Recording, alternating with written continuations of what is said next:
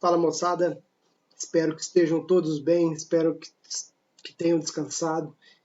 E voltando aí, para a gente encerrar o semestre, né? Caminhando aí para encerrar esse último ano de vocês aqui no Instituto Federal. Mas aqui, gente, para essa aula, atendendo a pedidos aí, ficamos então de corrigir o exercício, aquele exercício avaliativo da nossa última aula, tá?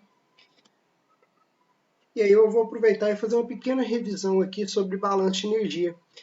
Essa equação aqui do balanço de energia para sistemas fechados mostra o seguinte para a gente, que toda variação de energia de um sistema depende de quanto que ele troca de energia na forma de calor e na forma de trabalho entre sistema e vizinhança. Essa troca vai afetar a variação de energia desse sistema, certo? Nós vimos isso, né, essa equação, e também discutimos algumas considerações. Essas considerações, elas podem simplificar essa equação. Em vários exemplos a gente vai simplificar essa equação, né?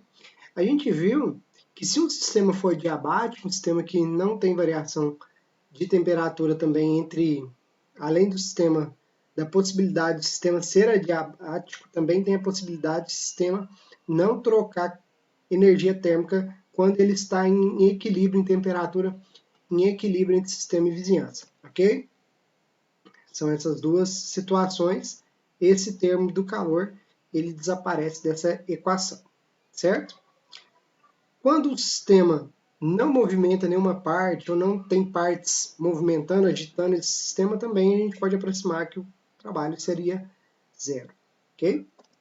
Nós vimos exemplos desse tipo. Sistema que não tem variação de velocidade, ou sistema permanece em repouso, né? Não afeta essa grandeza.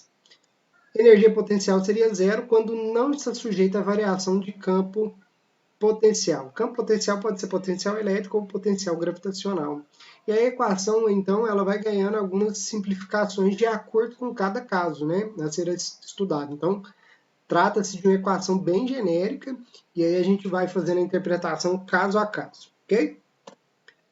A variação de energia interna sendo igual a zero, a gente viu que isso aqui já é um pouco mais... já não é tão simples, né? Essa variação de energia interna, nós vimos que tem algumas situações para essa variação de energia interna ser igual a zero, né?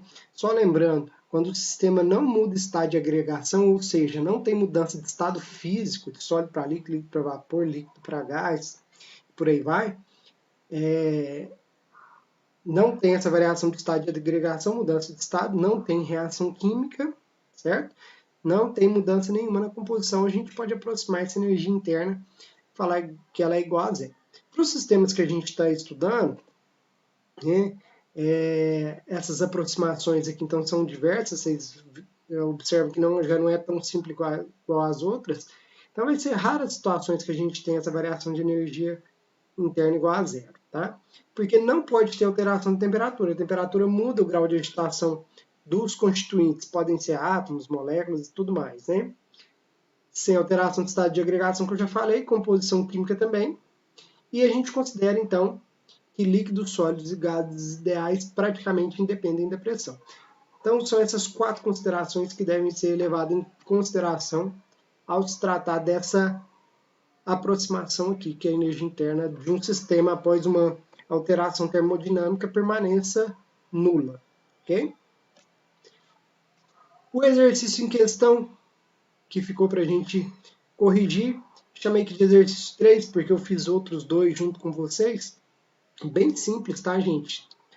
Cálculos bem simples, a questão aqui é mais uma questão de interpretação. Vou fazer bem, com bastante calma aqui com vocês, para a gente discutir aqui o problema como um todo, né? Considere 5 kg de vapor de água. Esse vapor de água, então, é o nosso sistema termodinâmico, ok? Então, vamos anotar uma informação importante, a massa desse sistema. Estão contidos dentro de um sistema de um conjunto pistão-cilindro. Então, esse é o cilindro, né? Tem aqui o pistão, ok? O vapor passa por uma expansão a partir do estado 1, onde sua energia específica interna, U1, é igual a 2.709, energia interna 2.709, kJ por quilo. Gente, olha só, isso aqui é muito importante, energia específica. Toda vez que vocês lembrarem desse, que vocês virem esse específico, lembra que a densidade, ela também pode ser chamada de volume específico.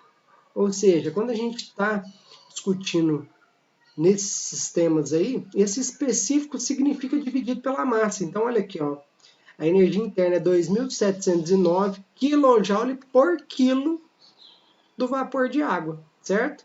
Nessa condição 1. Então, a energia interna específica é dividida pela massa. Se eu quiser saber a energia interna apenas, sem ser específica, basta a gente multiplicar 5 por 2.709. Você vai ter energia interna nesse estado 1, certo? Ou estado inicial. Ele fala que depois dessa expansão, a energia interna reduz. Olha só, ela sai de 2.709 para 2.659, o que é previsível, né? Que quando tem uma expansão, as moléculas aí vão perder parte da sua energia para fazer essa expansão. Então, uma interpretação bem básica aqui é a gente entender, então, o que é essa expansão, a gente ir coletando essas informações. Então, coletei aqui a massa, falei para vocês dessa energia específica, olha só, ela está em relação à massa, a unidade já te dá isso, né? E a gente pode anotar, aqui ficou riscado, tá, gente? Deve ter sido porque teve alguma alteração aqui na hora de fazer a apresentação, mas eu vou deixar aqui riscado só para a gente ver que essa informação aqui é importante, tá? A energia interna inicial e a energia interna final, ela vai estar anotada aqui embaixo. Então, isso é muito importante a gente ter isso.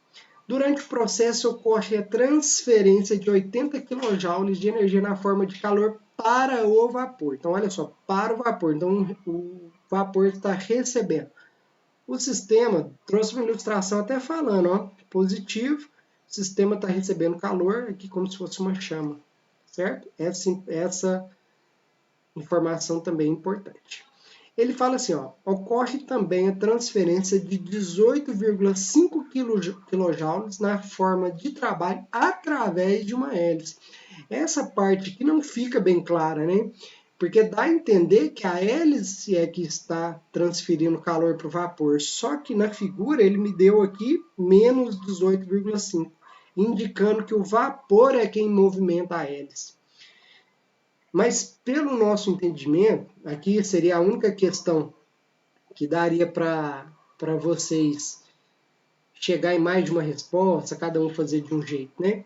Mas no meu entendimento, que ele fala que 18,5 kJ através de uma hélice, para mim essa hélice está agitando o vapor. Mas eu vou fazer as duas situações junto com vocês, tá? Num problema claro, ele devia falar, né? O sistema é que gira essa hélice. Então, a hélice gira o sistema. Então, ele tem que te fornecer essa informação de forma clara. Senão, fica comprometido aqui o balanço de energia e eu vou mostrar isso para vocês através dos cálculos, tá? Uma outra informação importante ele me deu aqui, ó. Não há variação significativa de energia cinética e de energia potencial do vapor, certo? Determine o trabalho realizado pelo vapor sobre o pistão durante o processo. Forneça o resultado em quilojoules. Gente, então, as informações que ele me forneceu, que é a primeira parte para fazer o balanço de energia, coletar esses dados. Ó. A gente coletou a massa, a energia interna específica. Tá vendo que eu coloquei aqui um chapeuzinho para mostrar que isso é específico? Quer dizer que está em relação à massa. Toda vez que eu estiver trabalhando com esse chapeuzinho com vocês, está significando isso. O calor mais, e aqui ó, a hélice eu vou entender que ela está agitando o vapor, ok? Então por isso que eu chamei de mais, apesar que da figura tiver menos, mas como o problema aqui ficou ambíguo, né? Eu vou mostrar para vocês as duas formas, os dois entendimentos, ok? E ele pergunta qual que é o trabalho realizado pelo vapor sobre o pistão. Se é o vapor que está realizando, esse trabalho tem que dar negativo no final das contas, já me indicando se o meu balanço de energia está no caminho certo ou não. Certo? Fornece os resultados em quilojoule, é o que ele pede. Então, vou copiar aqui de novo o nosso esqueminha, todos os valores que a gente teve, e agora aplicar então a equação do balanço de energia, que é o seguinte: toda variação de energia depende de quanto que o sistema troca com a vizinhança de energia na forma de trabalho e na forma de calor. É isso que o balanço de energia traz para nós. Ele falou que não tem variação de energia cinética e nem de potencial. A minha equação do balanço de energia fica simplesmente a troca de calor entre sistema e vizinhança na forma de calor e na forma de trabalho é igual à variação de energia interna. Beleza? Lembrando, né, que esses componentes aqui, ó, o calor pode ter dois, três tipos de troca, vários tipos de troca, né? O trabalho também pode estar sendo trocado de várias formas. Nesse caso, eu quero que vocês deem destaque pelo fato do trabalho estar sendo trocado na forma da hélice e na forma do pistão. Então, tem duas partes movimentando aqui no sistema, gerando ou requerendo trabalho, né? Que é a hélice e que é o pistão, certo? Então, vamos levar isso em consideração. Vou copiar aqui, então, tudo de novo. E aplicando a nossa equação do balanço para esse caso específico, ficou Q mais W igual a ΔU. E lembrando que o calor tem só um componente, que é esse do aquecimento. O trabalho tem dois componentes, que é da hélice e do pistão. E eu entendi que a hélice que está movimentando o vapor, e não o vapor que está movimentando a hélice. Peguei então aqui o valor do calor do trabalho positivo e não negativo da forma que ele deu. Certo? A energia interna, a energia interna eu não tenho, né? Eu tenho energias internas específicas na situação inicial e final. O calor eu tenho, o trabalho da hélice, o trabalho do pistão é o que ele pede, e a variação de energia interna eu não tenho. Mas eu falei para vocês, né, gente? Toda vez que ele te dá uma grandeza específica, ele está te falando que é essa grandeza dividida pela massa. Por que isso? Para você tirar essa dependência, você tem um dado mais geral, que você pode aplicar ele para qualquer massa, certo? Então, se você quer saber o volume de uma certa quantidade de material, você usa a densidade, que já é tabelada para uma certa temperatura. E dessa mesma forma a gente faz com a energia interna, com a entalpia, tá? Nesse caso aqui, eu tenho que a energia interna específica é igual a energia interna sobre a massa. Aí eu poderia achar a energia interna de 1 kg do vapor, de 2 kg, 3 kg, 4 kg, mas aqui ele me deu de 5 kg, certo? Então eu posso falar que a energia interna é igual a massa vezes a energia interna específica para saber a energia interna de um componente, certo? Se vocês quiserem aplicar essa fórmula duas vezes, tranquilo, mas eu também posso falar que a variação de energia interna é igual a massa vezes a variação de energia interna. E aí eu apliquei que a massa, 5 kg, a variação de energia interna, final menos a inicial. Lembrando das unidades, ó, quilo por quilo, certo? Deixa eu pegar aqui a canetinha para a gente cortar aqui, para vocês verem a situação da unidade. Quilo eu cortei com quilo. Restou em kJ, a gente chega então no valor de menos 251,5 kJ, que é a variação de energia interna, certo? Usando esses dados de energia interna específica, a gente chegou na variação de energia interna. Então agora eu já tenho todos os componentes dessa equação, basta a gente substituir. O calor positivo, mais 80 kJ, trabalho da hélice, considerando positivo, 18,5, trabalho do pistão, é igual à variação de energia interna, que é menos 251,5. Então, observem que o cálculo é muito simples. O que a gente tem é uma questão de interpretação e tomar cuidado com os sinais. Desenvolvendo esse cálculo, a gente isola aqui o trabalho do pistão, 98,5 passa para cá negativo, somando com 251,5 dá 350 kJ, menos 350 kJ. Ou seja, o sistema é quem movimentou realmente esse pistão. Gastou um trabalho, o sistema realizou um trabalho de 350 kJ. Ele pediu a resposta em kJ. Beleza?